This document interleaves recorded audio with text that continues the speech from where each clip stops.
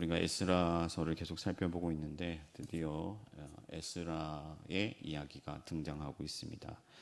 에스라는 바벨론에서 이스라엘 백성들이, 유다 백성들이 귀환할 때, 포로 귀환할 때 두 번째 포로 귀환에서 이스라엘 백성들을 이끌었던 지도자였습니다. 나중에 살펴보겠지만 예루살렘을 말씀으로 개혁하는 그런 하나님의 일을 감당하게 됩니다. 본문을 보면 에스라가 어떤 사람이었는지 소개하고 있습니다. 그래서 오늘은 에스라가 과연 어떤 사람이었길래 하나님께서 예루살렘을 개혁하는, 또 포로 귀환을 이끄는 그런 지도자로 세우셨고 또 그 일을 할 수가 있었을까를 살펴보기를 원합니다. 그것을 살펴보면서 우리도 하나님의 종으로서 교훈을 얻고 오늘 하루 주님께 충성할 수 있는 저와 여러분들이 되기를 바랍니다. 먼저 에스라는 조금 이상하게 들릴 수도 있지만 족보 있는 자였다. 족보가 있는 사람이었습니다. 오늘 본문을 읽어보면 그가 누구의 몇 대 손인가 하는 그런 족보가 등장하고 있습니다. 이것이 의미하는 바가 무엇이겠습니까? 내가 이 정도로 괜찮은 집안의 사람이야. 나는 대제사장의 집안에서 났어. 그런 어떤 자기를 드러내려고, 나는 뼈대 있는 가문이야 라고 하려고 이 얘기를 하고 있느냐? 그렇지 않죠.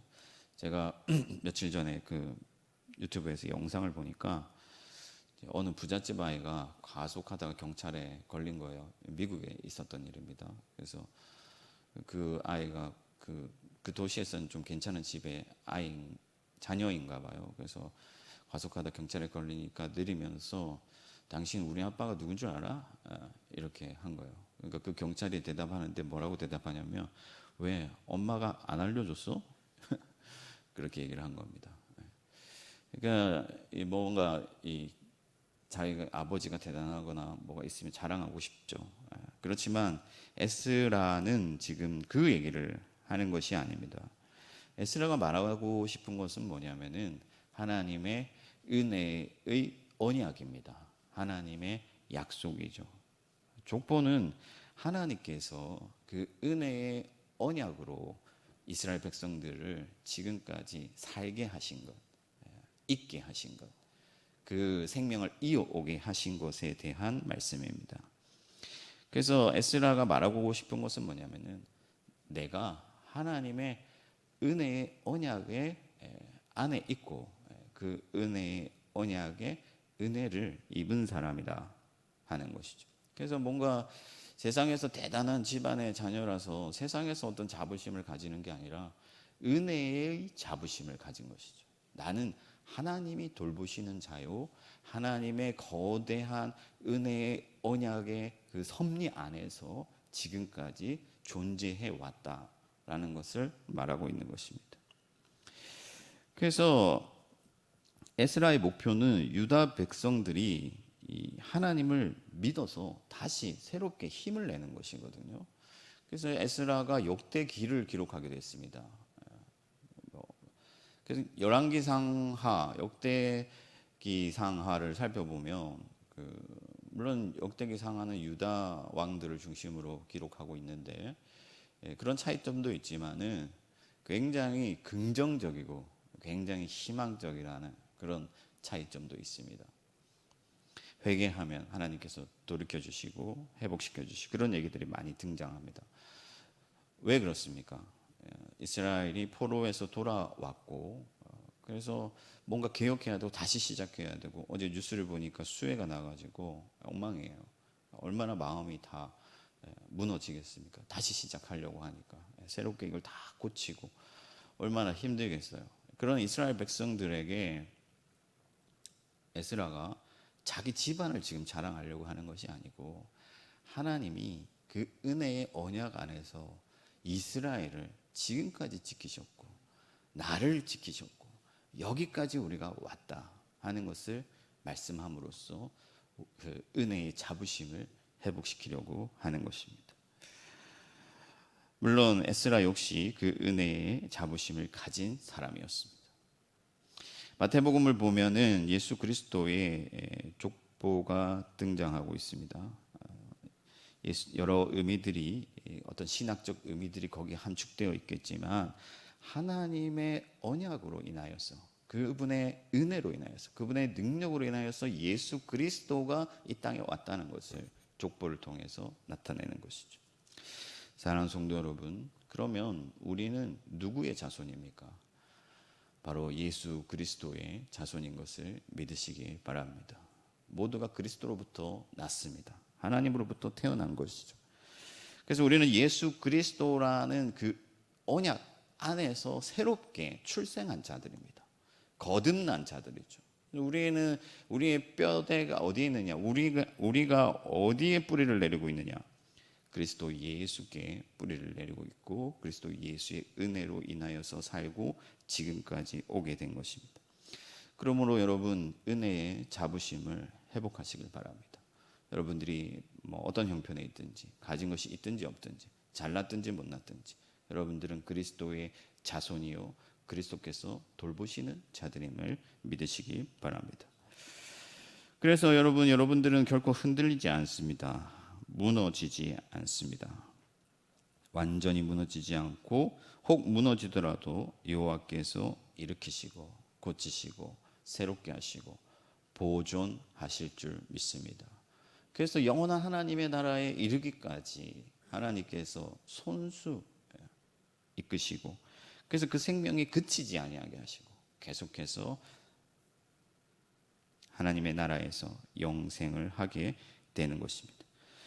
오늘 하루 하나님의 은혜의 언약을 믿고 은혜의 자부심을 가지고 하나님을 찬송하면서 담대히 하나님의 종으로서 하나님의 나라를 건설하는 여러분들이 되기를 바랍니다. 두 번째, 에스라는 어떤 사람이었느냐? 율법에 익숙한 사람이었습니다. 하나님의 계명, 하나님의 말씀에 능한 사람이었다는 것이죠. 그래서 오늘 학사가 에스라가 율법에 익숙한 사람이었다는 것이 강조되고 있는데, 본문에서 익숙하다라는 것은 전혀 새롭지 않다는 것이죠. 그러면 무슨 말이냐면 정통했다는 것입니다. 능하다, 능통하다, 이런 의미를 가지고 있습니다. 그런데 놀랍게도 에스라는 예루살렘에 도착하자마자 율법을 연구하기로 결심했습니다. 그러니까 이미 익숙해요. 너무 알고 있죠. 심지어 예수님이 왔을 때 당시의 서기관들 중에서도 모세오경을 통째로 외우는 사람들이 있었습니다. 그럼 에스라는 얼마나 더 대단했겠습니까? 왕들의 어떤 책들을 다 읽었고, 이스라엘의 역사를 기록한 책들을 다 읽어서 역대기를 기록한 사람이고, 율법을 완전히 알고 있는 사람이었는데, 예루살렘에 도착하자마자 율법을 연구하기로 결심했다.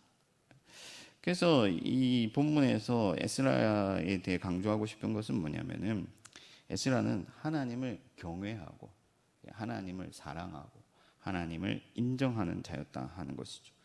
그래서 시편 기자가 고백한 것처럼 내가 여호와의 율법을 즐거워하여 주야로 묵상하는도다, 그렇게 고백할 수 있는 사람이었다는 것입니다. 에스라가 돌아가서 결심한 일이 여호와의 율법을 연구하고 또 순종하고 그것을 율례와 규례를 이스라엘에게 가르치기로 결심했다고 합니다. 그러니까 말씀을 듣고 배우고 깨닫고 그 말씀에 순종하고 그것을 가르치고 전파하기로 결심했다는 것이죠. 여러분, 이것이 신앙의 핵심입니다. 우리의 모두의 기본적인 사명이죠. 교회가 회복되는 길입니다. 우리가 부흥할 수 있는 그런 수단입니다. 말씀을 묵상하고 듣고 순종하고 가르치는 일, 그 일을 가장 잘하신 분이 누구시냐면은 바로 예수 그리스도이십니다. 그리스도께서 공생애를 시작하시자마자 하나님의 나라를 선포하시면서 그 말씀에 순종하고 늘 하나님께 기도함으로써 하나님과 교통하고, 그리고 그 말씀을 가르치셨습니다. 깨닫게 하시죠. 그래서 또 그분이 우리에게 말씀을 주신 것이죠. 그러니까 그리스도 예수가 곧 말씀이십니다. 사랑하는 성도 여러분, 우리가 그리스도로부터 말씀을 받았습니다. 이게 보통 일이 아니에요. 여러분, 이 인간의 세상에서 하나님을 스스로 깨달을 자가 아무도 없어서, 그래서 자기 생명을 구원할 만한 능한 자가 한 사람도 없었어. 하나님께서 독생자 예수 그리스도, 그러니까 하나님의 계시, 곧 말씀이신 그리스도를 육신으로 이 땅에 보내셔서 우리가 읽을 수 있는, 우리가 근접할 수 있는, 우리가 깨달을 수 있는 언어로, 우리가 눈으로 보고 듣고 경험할 수 있는 그런 언어로 보내셔서 우리를 깨닫게 하시고 우리를 생명으로 이끌어 주신 거예요. 그러니까 얼마나 말씀이 귀하고 말씀이 사모할 만한 것입니까? 하나님의 교회가 개혁하려면, 하나님의 교회가 부흥하려면, 하나님의 교회가 복을 얻으려면 그 교회에 말씀이 풍성해져야 될 줄 믿습니다. 말씀이 여러분들을 구원하는 것이죠. 말씀이 여러분들에게 지혜를 줍니다. 말씀이 여러분들의 삶을 인도할 수가 있습니다. 그래서 우리가 새벽에 기도하러 나왔지만 말씀을 듣잖아요. 기도 중에 길을 잃지 않으려고, 하나님이 내게 무엇을 기도하게 하시는지를 알게 하시려고 말씀을 듣는 거예요. 말씀 없이 기도하면 우리는 향방을 잃고 참된 능력을 얻을 수가 없습니다. 그러나 우리가 말씀 가운데서 기도하면 무엇이든지 구하는 대로 받게 되는 것이죠. 말씀이 그리스도이시고 말씀 가운데서 예수 그리스도의 이름으로 기도할 때 능히 얻게 되는 것입니다. 그래서 저는 아침마다 이제 성경을 읽는데, 성경을 읽으면서 묵상하면서 주신 은혜가 있으면 리더들하고 나눠요. 대학부 리더들하고 나누고 그 말씀을 함께 순종하려고 서로 점검하고 격려하고 그렇게 하고 있습니다.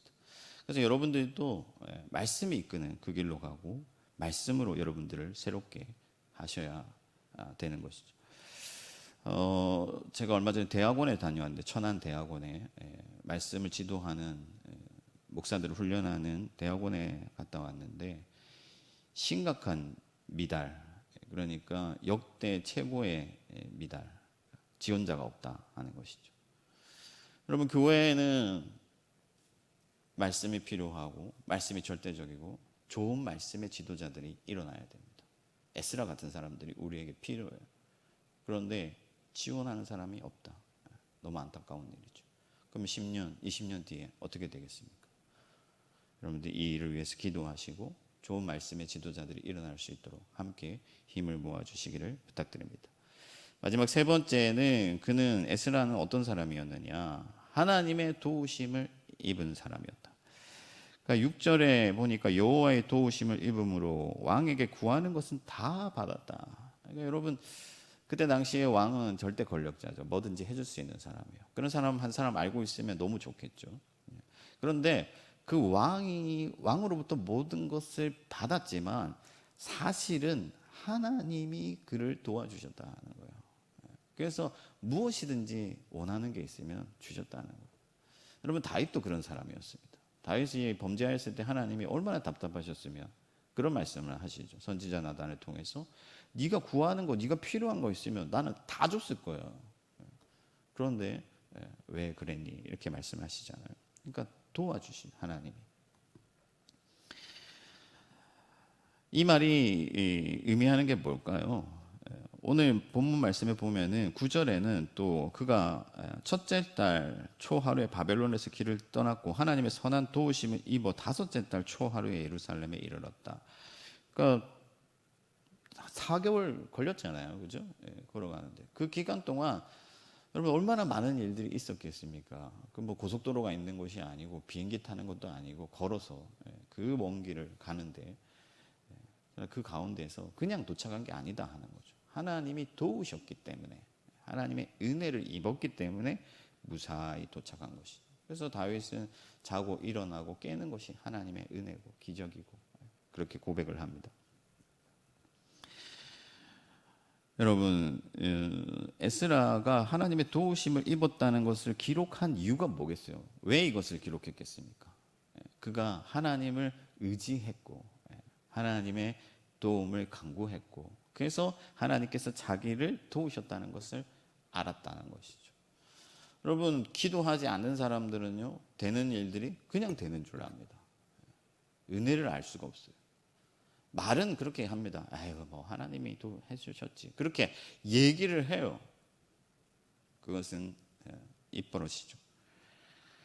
기도하고 간구하고 하나님께 씨름한 자들만이 하나님이 나를 도우신 것을 알게 되는 것이죠. 아들 예수 그리스도께서 이 땅에 오셨을 때 그분은 철저히 기도하시는 분이셨습니다. 예수님이 기도하시는 장소가 특정되어 있었어요. 그래서 여러분, 아무리 바쁘셔도 기도하는 틈을 놓치지 아니하고 항상 아버지께 간구하고, 예수님은 하나님이신데 왜 그렇게 기도하셨겠습니까? 아버지를 의존함으로써, 아버지 안에서 누림으로써 기쁨을 얻고, 또 거기에 진정한 어떤 능력과 생명이 있는 것을 아셨기 때문에, 아버지의 뜻이 가장 선하신 것을 아시기 때문에 모든 것을 아버지께 맡기고 아버지께 순종하고 아버지께 구했다. 여러분, 우리가 뭔가 선한 의도를 가지고 있어도 또 당연히 될 만한 일이라고 할지라도 하나님의 도우심이 없으면 안 되고 우리가 능히 이룰 수가 없다는 것을 믿으시기 바랍니다. 여러분들이 아무리 좋은 자질과 원료와 또 소유를 가지고 있다고 할지라도 여러분들 힘으로는 이룰 수가 없어요. 여러분, 그 강남에 우리나라에서 제일 잘 산다는 그 동네 보십시오. 매년 이런 일들이 일어나는데도 불구하고 어떻게 사람의 힘으로 능히 할 수가 없고 손해를 보고 또 어려움을 당하게 됩니다. 농부가 아무리 기술자라고 할지라도 하나님이 비를 내리지 않으시면, 얼마 전까지 우리가 가뭄에 고민했잖아요. 비를 내리지 않으시면 농사 풍성하게 거둘 수가 없는 것입니다. 하나님은 능히 하실 수 있는 분이시고 모든 힘의 근원이시고 모든 가능성을 가지신 분이십니다. 그러므로 여러분, 항상 하나님의 도움을 의존하고 하나님께 기대시는 분들이 되기를 바랍니다. 바울 사도도 보면 언제나, 여러분, 바울 사도가 얼마나 대단합니까? 손수건만 얹어도 병이 났는데 편지를 보면 항상 나를 위해 기도해달라, 이렇게 기도하라, 하나님을 의지하는 것을 볼 수가 있습니다. 그러므로 여러분, 무엇이든지 오늘 하루 하나님께 필요한 것을 구하고 손을 벌려서 하나님의 도우심을 입으시기를 바랍니다. 말씀을 정리하겠습니다. 에스라는 2차 포로 기한하여 이스라엘 백성들을 회개케 하고 또 개혁한, 예루살렘을 개혁하는 그런 지도자였습니다. 모든 것이 협력하여 선을 이루고 에스라의 개혁이 잘 진행되었습니다. 어떻게 그럴 수가 있었느냐? 그가 은혜의 자부심을 가지고 담대히 하나님을 믿고 나아갔다는 것이죠. 그리고 하나님의 말씀으로, 다른 수단을 사용하지 아니하고 오직 하나님의 말씀을 믿고 의지하고 그 말씀으로 기억하면서 하나님의 도우심을 철저히 구했다는 것입니다. 그렇게 할 때 저와 여러분들도 오늘 하루 이 땅에 하나님의 빛을 비추고 하나님의 나라를 건설하게 될 줄 믿으며 그런 삶을 오늘 하루 살아내시기를 주님의 이름으로 축복합니다. 하늘에 계신 우리 아버지, 아버지의 이름을 거룩하게 하시며 아버지의 나라가 오게 하시며 아버지의 뜻이 하늘에서와 같이 땅에서도 이루어지게 하소서. 오늘 우리에게 일용할 양식을 주시고 우리가 우리에게 잘못한 사람을 용서하여 준 것 같이 우리 죄를 용서하여 주시고 우리를 시험에 빠지지 않게 하시고 악에서 구하소서. 나라와 권능과 영광이 영원히 아버지의 것입니다. 아멘.